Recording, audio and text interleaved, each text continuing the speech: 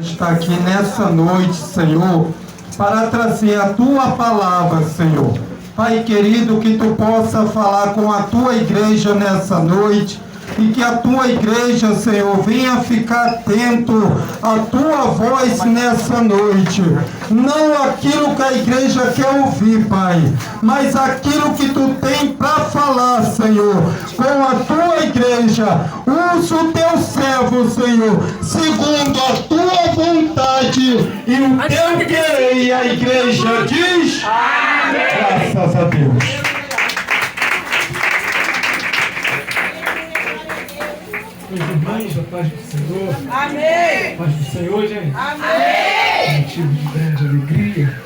Está começando mais um povo que, se Deus quiser, irá morar com Ele na eternidade. Quero estender a Deus meus agradecimentos por essa oportunidade, a vida do presbítero, que por intermédio do nosso diácono Henrique aceitou para eu estar ministrando neste altar, que não é outro altar, senão o altar do Senhor. A senhora pastora, muito obrigado por essa oportunidade. Eu não vou me estender, não vou tomar além do tempo que o Senhor quiser. Eu louvo a Deus pela essa oportunidade, pela vida de cada um de vocês.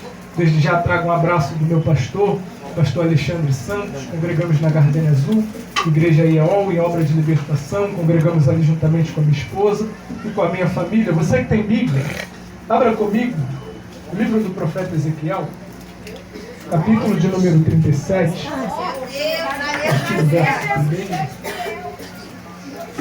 1. Livro do profeta Ezequiel, capítulo de número 37, verso 1.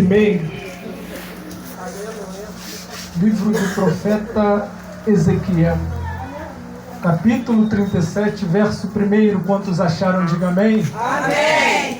Está escrito assim: e veio sobre mim a mão do Senhor, e Ele me levou em espírito no meio do vale que estava cheio de ossos, e me fez andar ao redor deles, e eu pude ver que eram muito numerosos na superfície do vale, e estavam sequíssimos. Então me perguntou: filho do homem, será que esses ossos podem reviver? E eu respondi: Senhor, tu sabes. Então ele me disse: profetiza para esses ossos e diga: ossos secos, ouve a palavra do Senhor. E assim diz o Senhor Deus a esses ossos: eis que farei entrar em vós o Espírito, e vocês viverão. Porei tendões sobre vós, e farei crescer carne sobre vocês, e abrirei e cobrirei de pele, e porei em vós o Espírito, e vocês viverão. Então saberão que eu sou o Senhor. Então profetizei como havia sido ordenado. Enquanto eu profetizava, houve um ruído, um barulho de ossos que batiam contra ossos e se ajuntavam, cada osso ao seu osso. E olhei, e eis que apareceram tendões sobre os ossos, e cresceram as carnes, e eles se cobriram de pele, mas não havia neles espírito. Senhor Deus e Pai, eu não estou desmerecendo a oração feita pelo teu servo, mas o Senhor sabe que eu sou completamente dependente de Ti. Senhor, se o Senhor não falar, me cale agora, Deus. Se o Senhor não se movimentar, Pai, não permita eu dar um passo aqui nesta noite. Mas eu quero atribuir a Ti toda a honra, Pai, toda a glória, todo louvor, toda a adoração. E eu quero Te convidar, seja bem-vindo ao nosso meio, Espírito Santo. Seja bem-vindo no meio da Tua igreja. Seja bem-vindo neste altar. Seja bem-vindo, Espírito Santo. Espírito Santo, eu Te amo. E Tu sabes, meu Pai, que eu Te amo, Deus. Senhor, seja bem-vindo e seja adorado pela Tua igreja. Em nome de Jesus. Tome o seu assento.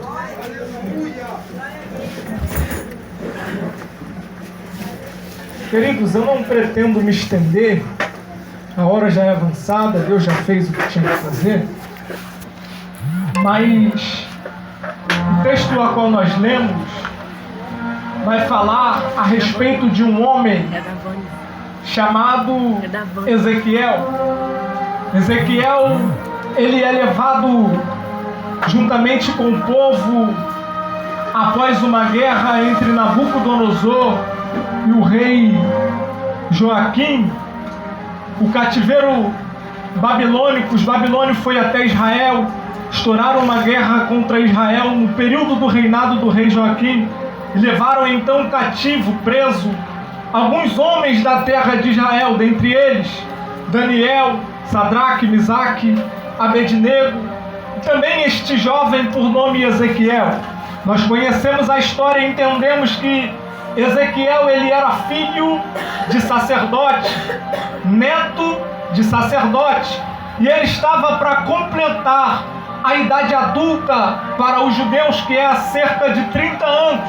E Ezequiel, neste período, ele estudava em um colégio sacerdotal. Por causa da linhagem de seu pai, nós vemos na Bíblia que quando o pai é rei, o seu filho assume o trono em seu lugar. Quando o pai é profeta, o seu filho assume o cargo em seu lugar. E com Ezequiel não era diferente. Ele estava estudando no colégio sacerdotal para ser o que o seu pai foi, para ser aquilo que o seu avô foi. Só que a chamada de Deus na vida de Ezequiel não foi para ser aquilo que alguém no seu passado foi. A chamada de Deus na vida de Ezequiel era uma chamada exclusiva. Ele estava estudando para ser sacerdote. Deus interrompeu o estudo porque o povo estava em desobediência, e através da desobediência, Deus permite que Nabucodonosor entra na cidade e leva o povo cativo. Uma forma de Deus. Ele corrigiu o seu povo, ele permite que o povo é levado para a Babilônia, para ser ali cativo na mão dos babilônios. Então Ezequiel é levado, e eu abro a minha mente para imaginar. Imagina Ezequiel, alguém olhando para aquele jovem, que estava perto de completar a idade adulta, e dizendo assim: este aí tinha tudo para ser um sacerdote, esse aí estava perto de ser um sacerdote, a sua linhagem é sacerdotal, mas veio os babilônios para cá e levaram também cativo. Então, aquilo que era para ser um sacerdote, aquilo que era para entrar na recâmara e oferecer a Deus pelo povo, agora não vai ser mais nada.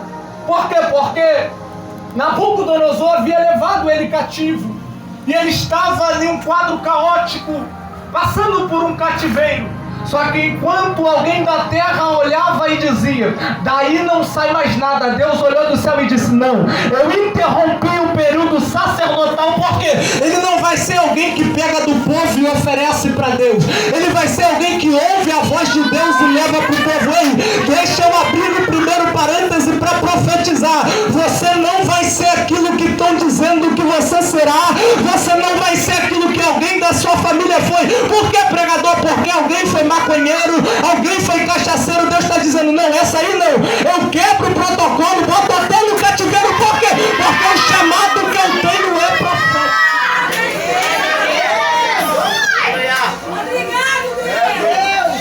Deus aparece para ele na margem do rio, no capítulo 1, ele tem a visão das rodas de fogo.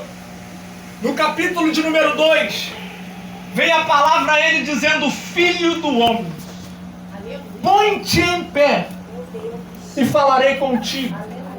Só que imagino eu que Ezequiel não tinha força para se levantar, porque no mesmo capítulo continua dizendo: enquanto ele falava, entrou em mim um espírito e me colocou de pé. Um homem que estava cativo, espiritualmente, fisicamente preso, mas espiritualmente livre. Alguém olhava para ele e via cativo na mão do babilônio, mas Deus olhava para ele e via liberdade para se conectar com ele. Enquanto ele ouve a voz, entra nele, meu pastor, um espírito e coloca ele de pé. Por quê? Porque tem momento na nossa vida e no recorrer da caminhada que nós não vai ter força para se levantar, mas fica tranquilo, porque a palavra de Deus é o suficiente para te colocar de pé. Capítulo de número 3. Deus se apresenta para ele, mostra para ele um rolo e diz para ele: filho do homem, come deste rolo. Por quê? Porque o chamado para Ezequiel não era sacerdotal, era um chamado profético. Só que o nosso problema é querer ser usado para pregar, mas o rolo está aqui, tu não come. O nosso problema é querer ser chamado para profetizar, mas Deus está te esperando na oração no quarto, na madrugada, e tu não vai. Só que Deus está dizendo: eu vou até te usar, mas em cima daquilo que você se comprometer. Porque Ezequiel estava cativo, mas tinha responsabilidade diante das coisas de Deus. Ele foi fisicamente preso, mas estava espiritualmente livre. Eu vivo um cenário, irmão, alguns lugares onde eu vou ministrar, ou aonde eu vou visitar mesmo, que eu vejo pessoas fisicamente livres, mas espiritualmente presas. Fisicamente está tudo bem, mas espiritualmente está tudo mal. Mas hoje não. Hoje, por intermédio da palavra, toda prisão corrente espiritual vai ser quebrada pelo poder da palavra de Deus. Glória a Deus, aleluia. Capítulo 36. Deus manda Ezequiel profetizar sobre os montes. Só que ao olhar para a Bíblia, eu nunca vi Deus levar alguém para profetizar sobre um cenário em que esse alguém não estivesse vivendo. Então imagino eu que Ezequiel está agora em cima do monte. Enquanto ele está em cima do monte, Deus está dizendo: profetiza, filho do homem. Só que no capítulo 37 ele não está em cima, ele está embaixo. E aonde ele recebe revelação não é em cima, aonde ele recebe revelação é embaixo. Porque para profetizar ele subiu, mas para ver agora teve que descer. Para falar ele subiu, mas para ter revelação do Espírito ele desceu. Ezequiel está embaixo. Eu não vou me estender.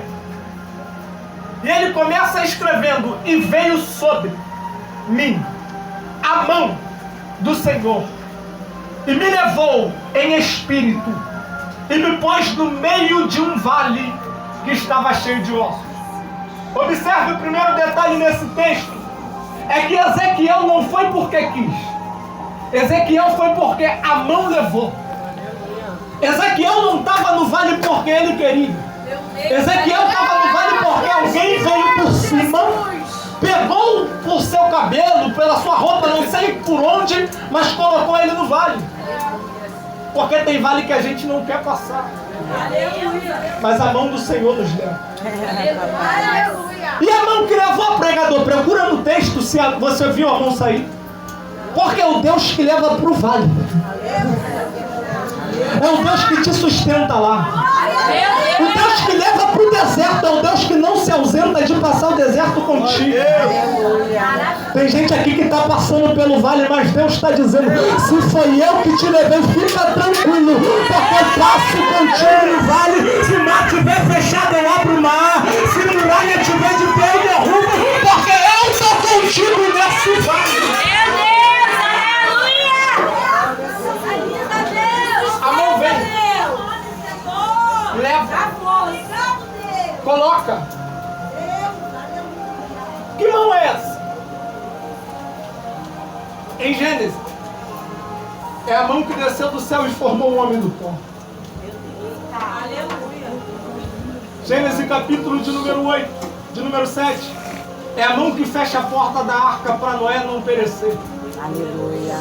Em Reis, é a mão que foi formada em forma de uma nuvem para enviar chuva em uma terra que estava seca, que estava passando por um período de fome. Em Daniel, é a mão que saiu do trono E acabou com o banquete de Belsazar, enquanto ele ousava em tocar num vaso que estava na Babilônia, mas era de Israel. No Novo Testamento foi Amã que escreveu uma nova história para a mulher adúltera, que estava prestes a ser apedrejada. A mesma mão que foi estendida a Pedro após caminhar sobre as águas está afundando. Que mão é essa? A mão que tocou no esquife e levantou o filho da viúva de Naim. Que mão é essa, pregador? A mão que foi estendida na cruz do Calvário. E a mesma mão que ele mostrou aqui, Tomé, sou eu. Está com marca de quem foi ferido, mas eu estou vivo. Meu Deus, aleluia! É a mão dele. É a mão dele que te sustenta. É a mão dele que te levanta. É a mão dele que te segura. Quando tu não tem força para caminhar, é a mão que te carrega no colo. E me levou em espírito e me pôs no meio de um vale que estava cheio de ossos. E eis que eram muito numerosos, estavam sequíssimos. E me fez andar. Isso aqui é muito lindo, gente. Ao redor do vale. O profeta está no vale. Não porque quis, mas porque alguém levou. Só que mesmo ele no vale, ele entendeu que a força para caminhar não estava nele. Repare o texto. E ele me fez andar ao redor do vale. Porque tem vale que Deus nos coloca, não é para a gente ficar parado.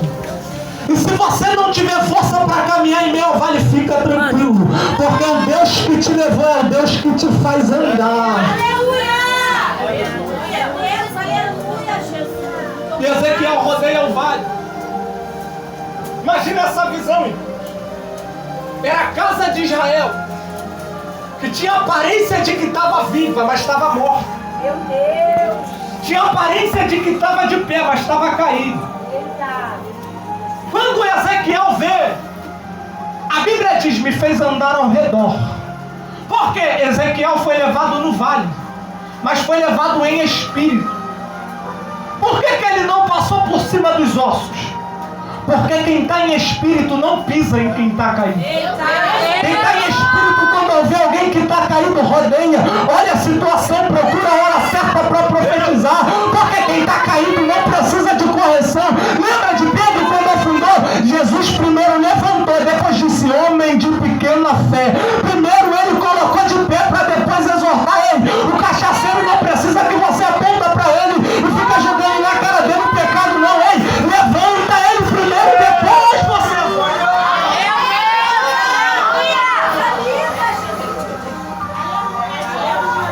Vamos encerrar. E ele me fez andar ao redor do vale.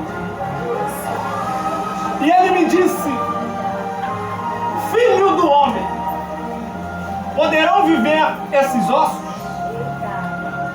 Um homem com experiência com Deus, conhecia a voz, por muitas vezes foi pego pela mão,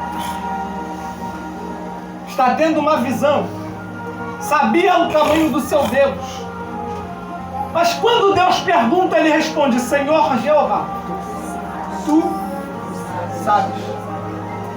O que Ezequiel estava dizendo é, Senhor, eu entendo das coisas carnais, eu entendo das coisas simples, mas sobrenatural não é comigo. Se tu quiser, pode, tu sabes. Deus olha para ele e diz, então profetize. E ele disse, então profetizei. Isso aqui é muito sério. Conforme me deu ordem. Você reparou que ele não foi para o vale da carne? Você reparou que ele não caminhou porque quis? Foi quem levou que fez andar? Você reparou que ele não estava no vale porque ele quis ir lá? Foi a mão que levou? Você reparou também que ele observou o vale, mas não abriu a boca enquanto não recebeu ordem para profetizar? Aleluia! Porque está perigoso. Hoje em dia Deus não manda o camarada falar nada, mas está na carne profetizando o que Deus não mandou. Só que Deus está dizendo: quem caminha no Espírito não profetiza quando quer. Espera a ordem do céu para abrir a boca. Vai acabar a bagunça no nosso meio. Então profetizei, conforme me deu ordem. Enquanto eu profetizava, a profecia não acabou, foi durante. Enquanto eu profetizava, houve um ruído. É barulho. E começou a juntar cada osso ao seu osso, é movimento. Só que você já reparou o texto? Que o movimento não aconteceu em momento algum, enquanto Ezequiel não abriu a boca para profetizar. E detalhe, não foi o que ele quis. Já reparou no texto? Ossos secos. Ouve a palavra do Senhor. É triste nós chegarmos em lugares. Eu não sou contra movimento, pelo contrário, eu sou pentecostal. Só que eu chego em alguns lugares, pastor, que eu vejo alguém fazer um barulho, cantar algo que não tem nada a ver.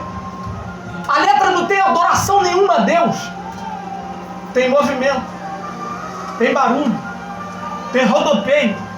Quando chega na hora da palavra, quem louvou, pulou, profetizou, rodou, já foi embora. Só que aqui em Ezequiel 37 não. O movimento acontece não é com o barulho do pandeiro. O movimento não acontece com o barulho do corinho. O movimento não acontece em momento algum enquanto ele não profetizou o quê? A palavra. Porque movimento que não é produzido pela palavra. Lembra de Números capítulo 3, capítulo 2? Nadab e Abiú vai oferecer fogo estranho e Deus fulmina os dois. É movimento que não é produzido pela palavra. É fogo de Nadab e Abiú, é fogo estranho. Porque, pregador, eu provo na Bíblia que só a palavra tem poder de colocar quem está caído de pé. Quer prova? Capítulo 5 do Evangelho segundo escreveu João. A Bíblia diz que tem um tanque chamado Betesda, e de tempo em tempo desce o anjo, movimenta as águas, e o primeiro que pula é curado de qualquer enfermidade que tiver.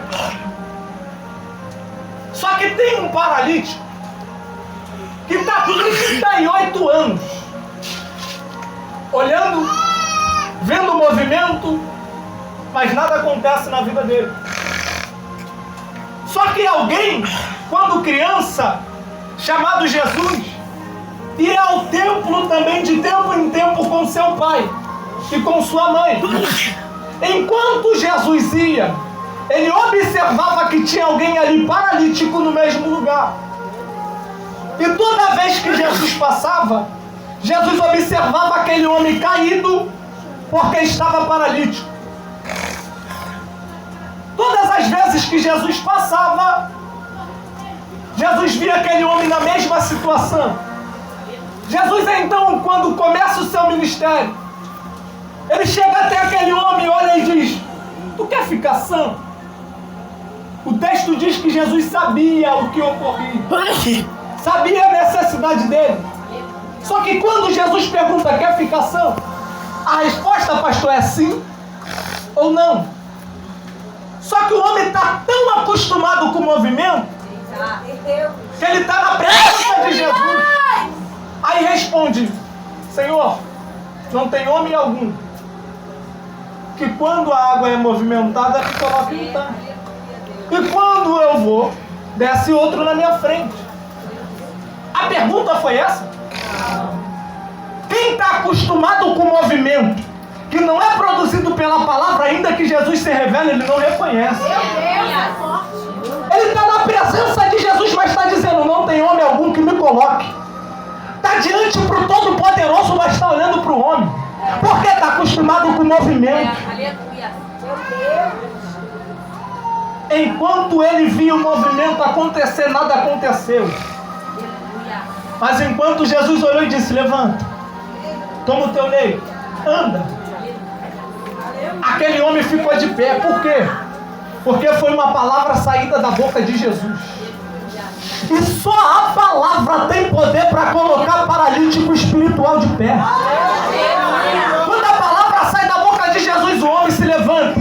O leito que dominava ele bota sobre os ombros. E agora ele começa a dominar. Ele tem pecado que está te dominando, é porque a palavra não entrou no teu coração ainda. Porque o salmista disse: a tua palavra eu escondi, guardada no meu coração. Para quê? Para eu não pecar contra ti. Quer saber o que é a palavra? No princípio era a palavra, e a palavra era Deus, e a palavra estava no princípio com Deus, e todas as coisas foram feitas pela palavra, e sem a palavra nada do que foi feito se fez. A palavra é Cristo. Eu volto para o texto e encerro. Quando ele profetiza, o movimento acontece, entra espírito sobre os ossos, espírito de vida, e eles estão de pé. Você vai ver que até onde lemos, o último versículo que lemos, a Bíblia vai dizer que eles já estão de pé. Só que está faltando o Espírito Santo. O Espírito que entrou foi o de vida, mas estava faltando o Espírito Santo. Peraí, já tinha se movimentado? Tinha. Já tinha feito barulho? Tinha. Já estava de pé? Estava. Mas e o Espírito Santo? Cadê? Já tinha pulado. Já tinha se movimentado. Já estava até de pé. Quem sabe não estava até pregando, mas estava vazio. Tem gente que está de pé, está pregando, profetizando, rodopiando, pulando, fazendo barulho, mas está morto. Meu Deus! Tem aparência de vivo, mas está morto. Meu Deus! Mas eu declaro em nome de Jesus que através da palavra de Deus, a palavra que falou com Ezequiel no capítulo 2, através da palavra dele, o Espírito vai entrar aqui hoje. E se tinha alguém caído, já é passado, porque a palavra vai te colocar de pé. Deus céu. Coisa linda, Deus! Enquanto o povo está caído, esse povo está na Babilônia, cativo, longe de Israel. Só que o povo está passando por um período que eles passaram de 70 anos aprisionados pelo cativeiro babilônico. Só que em momento algum Deus se ausentou do povo. Em momento algum Deus abandonou o povo. Por quê? O povo era de Israel. Estava na Babilônia, mas não pertencia à Babilônia. O tempo de escassez era um período passageiro. Tinha prazo de validade. O período que o povo está ali, o povo está lá, mas não pertence àquele lugar. Por quê? Porque o povo tem dono. Me prova, pregador. Em Êxodo capítulo 3, quando Deus aparece para Moisés, Deus fala para ele assim: Moisés, eu ouvi o clamor do meu povo que está no Egito. Meu é pronome possessivo. O povo estava no Egito, nas mãos de Faraó, sendo escravo, cativo, mas Deus estava dizendo: está lá, mas é meu povo. Eu ouvi o clamor dele. Egito, para nós que estudamos a Bíblia, representa o mundo. O povo está no mundo, na mão de Faraó. Faraó representa Satanás. Está colocando carga sobre o povo, escravizando o povo. Mas quando Deus fala com Moisés, Deus diz: ouvi o clamor do meu povo que está no Egito. Em Daniel capítulo 5, o rei Belsazar, ao assumir o reinado no lugar de seu pai, Nabucodonosor, ele lembra quando ele está dando um banquete para 1000 dos seus grandes homens. Ele se lembra: peraí, esse vinho é muito bom. Vamos pegar as taças, os vasos que o meu pai Nabucodonosor trouxe do templo de Israel. Enquanto a festa rolava, Deus estava sentado no trono e permaneceu sentado no trono. Enquanto Belsazar se prostituía, Deus estava sentado no trono e permaneceu sentado no trono. Enquanto eles se drogavam, Deus estava sentado no trono e lá permaneceu. Só que ele se lembrou: vamos pegar o vaso que o meu pai trouxe da terra de Israel. Quando ele toca no vaso, a festa era para 1000 dos grandes. O vinho, quando ele provou, viu que era bom. As mulheres eram bonitas, tinha concubinas. A festa era chique. A sala era grande, porque 1000 era só dos seus homens grandes. Vamos botar aproximadamente 15.000 pessoas naquela sala. Imagina o tamanho da sala do congresso. Só que enquanto ele está se prostituindo e está dando banquete, Deus não faz nada. Só que ele toca num vaso que está na Babilônia, mas não pertence à Babilônia. Um vaso que foi usado no templo, não estava sendo usado mais, mas pertencia ainda ao Deus de Israel. Pertencia ainda ao dono do templo. Quando ele toca, Deus olha: peraí. Se coloca em pé no trono, olha para a sala e diz: 15.000 pessoas, cabe aí? Tem como eu descer? Não, a sala é pequena, vai só a mãe. Escreve na parede: Mene, Mene, Tekel, Parsi. Pesado foste na balança e achado em falta, e te tinha passado o teu reino. Aleluia! Só que quando ele lê, ele não entende. E manda chamar Daniel para interpretar. Só que quem fala de Daniel para ele é alguém que estava lá, a ex-esposa de Nabucodonosor. Por quê? Conhecia a vida daquele jovem. Sabia que ele tinha caráter e identidade de crente. Então quem está testemunhando de Daniel não é alguém que é da terra de Israel e viu Daniel pregar. Quem está testemunhando de Daniel não é o próprio Daniel. Quem está testemunhando é alguém contrário, adversário. Está dizendo: tem um aí que desde o tempo do teu pai Deus era com ele. Quando Daniel chega, Belsazar pergunta: és tu o mesmo Daniel? Daniel nem responde essa pergunta. Ele olha para ele e diz: ó, o teu banquete que tu está oferecendo aí eu não quero não, mas o que está escrito é: pesado foste na balança e achado em falta, de ti é passado o teu reino. Aí Belsazar pergunta: mas o que eu fiz para esse teu Deus me punir com tal punição? Aí Daniel olha: aparentemente nada. Só que ele vê: ah, já entendi. Tá vendo aquele vaso ali? Meu Deus, aleluia! Foi usado no templo, mas está na Babilônia, mas não pertence à Babilônia.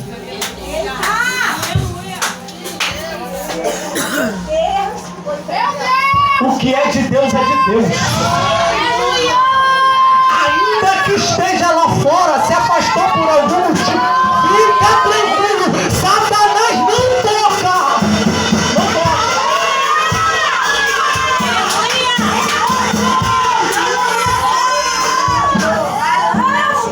Então o povo está na Babilônia, mas não pertence à Babilônia. Então agora Deus vê o estágio do povo. Fique em pé, eu quero terminar. Deus vê o estágio do povo, olha para a situação caótica e diz: eu não posso deixar meu povo assim. Até o capítulo 33 de Ezequiel era Deus corrigindo o povo de Israel e as nações vizinhas. Do capítulo 33 ao 48 é Deus agora dizendo que vai restaurar, restabelecer. Aleluia! Porque período de cativeiro foi período para Deus ensinar que não tem como estar no templo, mas servindo a dois senhores. Não tem como estar em Israel, mas idolatrando outro Deus. Não tem como estar aqui, mas com a cabeça lá fora. Porque não tem como agradar a dois senhores. Só que quando passa um período de correção, Deus agora começa a dizer: vou levantar, vou restaurar, vou buscar, vou consertar. O cenário era de morte. Meu Deus! Porque Deus disse: Aleluia! o Espírito sopra dos quatro ventos, abre as vossas sepulturas. Sepultura está feita para enterrar quem já está morto. Só que diante de Jesus, a morte foi limitada. Aleluia! O filho da viúva de Naim estava morto. Jesus ressuscitou. A filha de Jairo estava morta. Jesus ressuscitou. Lázaro estava há 4 dias. Jesus ressuscitou.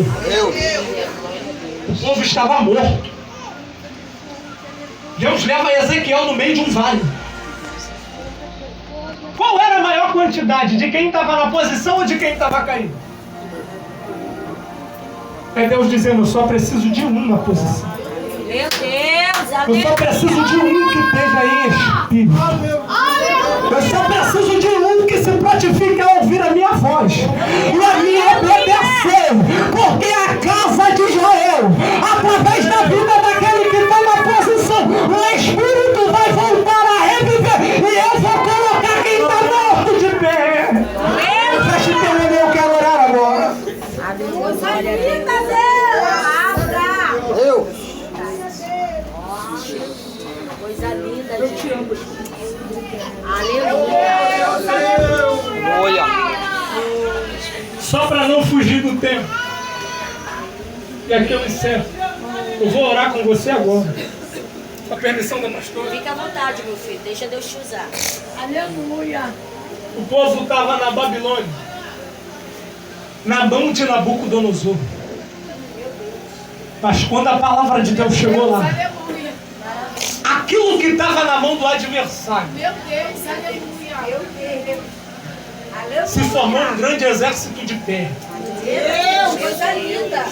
Deus não vai restaurar casa, carro, apartamento, dinheiro, conta bancária, não. Essa noite Deus vai restaurar almas. Aleluia! O diabo vai soltar as almas que estão aprisionadas a espírito. O que é dele, Satanás vai soltar. Nesta noite, Satanás vai soltar. Tá na Babilônia, mas que a casa não toca. Não tem morte aqui hoje, porque Deus interrompe o banquete de Satanás agora.